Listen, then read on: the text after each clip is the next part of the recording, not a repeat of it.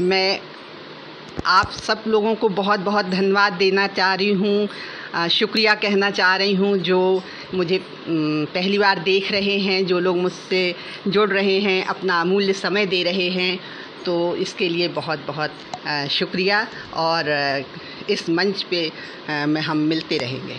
तीसरी एक जो महत्वपूर्ण चीज़ मैं और दोहराना चाहूँगी, आप किसी भी क्षेत्र में हैं, आपकी कोई भी उम्र हो, यदि आप अपने से सफल लोगों से, कामयाब लोगों को, ऐसे 5 लोगों को चुन लीजिए जो आपके क्षेत्र में कामयाब हों, आपके क्षेत्र में सफल हुए हैं, उन्हें अपना दोस्त बनाएं या उनके साथ अपना समय गुजारें।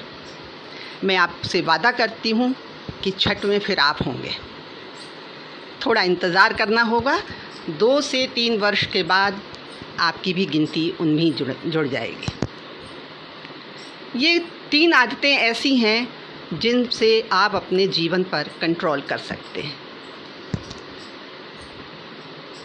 गुरु की अपनी एक महिमा होती है। किसी भी कार्य की सफलता के लिए किसी न किसी व्यक्ति को हमें गुरु बनाना ज़रूरी होता है। वो किताब हो सकती है, व्यक्ति हो सकता है, या आपका अपना चिंतन भी हो सकता है।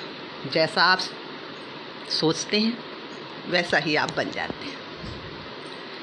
ये मेरे व्यक्तिगत विचार हैं, लेकिन मैंने अपने जीवन में इन्हें अपनाया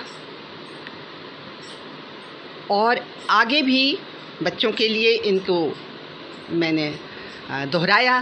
तो मुझे लगा कि ये चीज़ें काफ़ी सहयोग करती हैं आपके व्यक्तित्व को बनाने में, आपके को सेहतमंद रखने में, समाज में आपकी प्रतिष्ठा कामयाब करने में। तो आप ऐसे 5 लोगों को अपना अभिन्न मित्र बनाइए या उनके शिष्य बन जाइए। मैं वादा करती हूँ उसमें आप सफल होंगे। ये चीज़ें, इसके अलावा मैं आपको कुछ अपनी प्रतिरोधक क्षमता के बारे में ज़रूर जिक्र करना चाहूँगी। सभी अनुभवी हैं, जानते भी हैं, लेकिन कुछ देसी चीज़ों को यदि हम अपनाएं तो उम्र कोई भी हो, प्रतिरोधक क्षमता हमारी स्ट्रॉन्ग रहती है। देसी चीज़ें जो हमारे किचन में उपलब्ध हैं, चाहे वो सुंदरता के मामले में हो, खान पान के मामले में हो, आप उन्हें अपने रोज़मर्रा के जीवन में अगर अपनाते हैं तो उसके फ़ायदे आपको नज़र आते हैं। तो ये चीज़ मैं ज़रूर कहूँगी। किसी भी सफलता के लिए आपको तपना तो पड़ेगा, आपको कठिन तपस्या करनी पड़ेगी, इसमें 2 राय नहीं है। एक छोटी सी कहानी सुनाऊंगी, उसके बाद विदा लूँगी। एक साहूकार के पास 2 लोग आए, 2 मूर्तियाँ बनाने का ऑर्डर दिया। जो मूर्तिकार था उसने कहा कि मैं समय कम है, मैं आपको 1 मूर्ति बना के दे पाऊँगा। और वो 2 पत्थर लेके आया। एक पत्थर से उसने मूर्ति बनाना शुरू किया। उस पत्थर से आवाज़ आती है, मुझे दर्द होता है। मूर्तिकार ने उस पत्थर को एक तरफ रख दिया और दूसरा पत्थर उठा लिया। दूसरे पत्थर के लिए उसने फिर से छेनी हथौड़ा चलाया, उससे भी आवाज़ आई कि मुझे दर्द होता है, बट कैरी ऑन, आप चालू रहिए। और मूर्तिकार बहुत सुंदर सी मूर्ति बनाई उसने। वो दर्द सहता रहा, मूर्ति बनती रही। कुछ महीनों के बाद मूर्ति तैयार हो गई। साहूकार आया, मूर्ति ले जाने लगा। पास में पड़े हुए पत्थर को भी उसने उठाया और पूछा कि मैं इसको ले जा सकता हूँ। उसकी परमिशन से वो लेके चला गया।